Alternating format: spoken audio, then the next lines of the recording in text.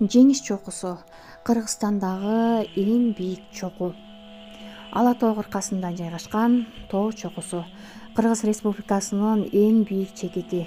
Жеңиш чокусу Кыргыз-Кытай чек арасында Ысык көлдүн чыгыш тарабында Хан Теңире чокусунан 16 чакырым аралыкта жайгашып, Тянь-Шань тоо системасынын эң бийик чокусу.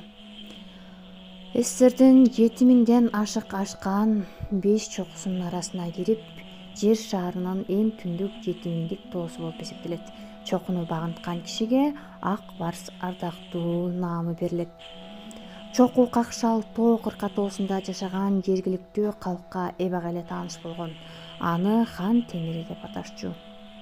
1895-жылы белгилүү швед саякатчысы Свен Гедин европалыктардын биринчи болуп Кытай тараптан чокуну көрүп, бийиктигин 7320 метр деп болжолдоп эсептеген. Чокууга улуу ата мекендик согуштун жеңишине арнап ат коюлган.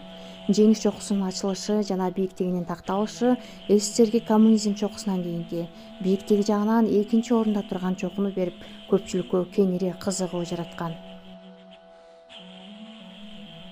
Кыргызстандын аймагынын 4/3 бөлүгүн тоолор ээлейт. Өлкө аймагындагы эң бийик жер деңиз деңгээлинен 7439 метр бийиктикте жайгашкан.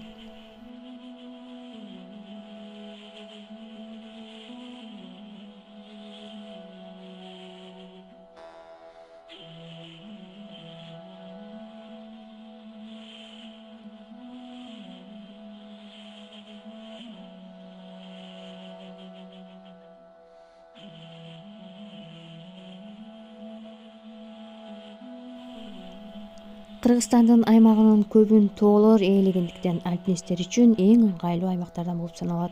Бийиктикти багынткысы келгендер үчүн Кыргызстан бейиштин төрү. Жеңиш чокусу күмүш монетасынын алдыңкы бетинде дүйнөнүн эң түндүк тарабындагы 7000 метр бийиктиктеги жеңиш чокусунун элеси түшүрүлгөн. Монетанын алдында бетинин сол жагында анын салмагы жана сапаттык көрсөткүчү, ал эми алды жагында монетанын номиналы көрсөтүлгөн. Монетанын арткы бетинде Кыргыз Республикасынын герби чагылдырылган жана монетаны чыгарылган жылы берилген. Альпинисттер жеңиш чокусун СССРдеги эң кандуу тоо деп аташкан. Анткени ал каза болгондордун саны боюнча Эвересттен бир топ убакыт алдыда болчу. Жай мезгилинде дагы Кыргызстандын эң бийик чокусунун капталындагы температура 30 градуска чейин төмөндөп, шамалдын ылдамдыгы саатына 150 чакырымга жетиши мүмкүн.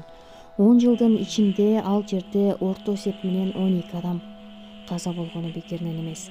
Көпчүлүк сөөктөр буга чейин табылган эмес. Айрым альпинисттер ошол жерге көмүлгөн. Жалпысынан бийиктикке чыгуу учурунда 70ден ашуун адам каза болгон. Дүйнөдөгү эң түндүк 7000чинин бийиктиги 7439 метрге жетет жана планетанын эң бийик тоолорунун рейтингинде 60-орунда турат.